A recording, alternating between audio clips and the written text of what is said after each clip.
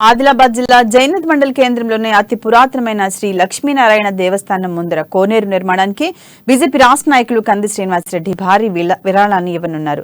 ₹1,00,000 విరాళంగా ప్రకటించి తన ఉదారతను చాటుకున్నారు. దీంతో ఆయన మంచి మనసును, దాన గుణాన్ని మెచ్చుకుంటూ గ్రామస్తులు, అభిమానులు ఆయనకు ధన్యవాదాలు తెలుపుతూ గ్రామంలో ఫ్లెక్సీలు ఏర్పాటు చేశారు.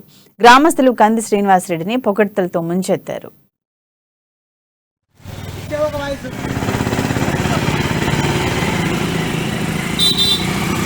నారాయణ స్వామి ఆలయ కోనేరు నిర్మాణ కొరకు బీజేపీ రాష్ట్ర నాయకులు అమ్మానుష అధినేత కంది శ్రీనివాసరెడ్డి గారు ₹1,00,000 విరాళంగా ఇచ్చారు.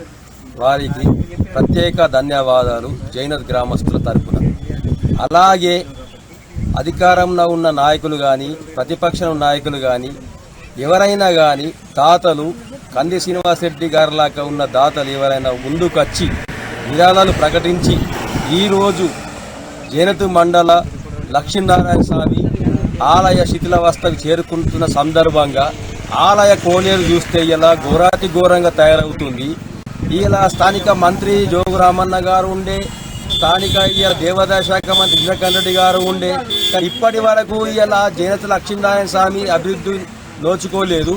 దయచేసి రామన్న గారు, ఇంద్రకరణ్ రెడ్డి గారు దయచేసి ఒక్కసారి జైనత్ లక్ష్మీనారాయణ స్వామి ఆలయం వైపు ఒకసారి చూడండి.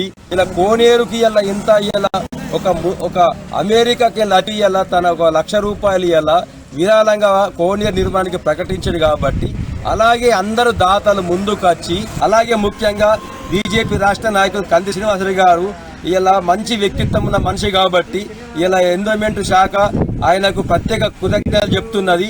అందరూ ముందు నచ్చి ఇలా కోనేరు అభివృద్ధి చేయాలని మేము మనస్ఫూర్తిగా కోరుతున్నాము. కోనేరు నిర్మించాలని చెప్పేసి అధికారుల చుట్టూ మరి ఎండోమెంట్లో కూడా చాలాసార్లు చెప్పడం జరిగింది. వాళ్ళు ఇప్పటి వరకు ముందుకు రాకపోవడంతో మేము విలేజ్లో గ్రామస్తులందరము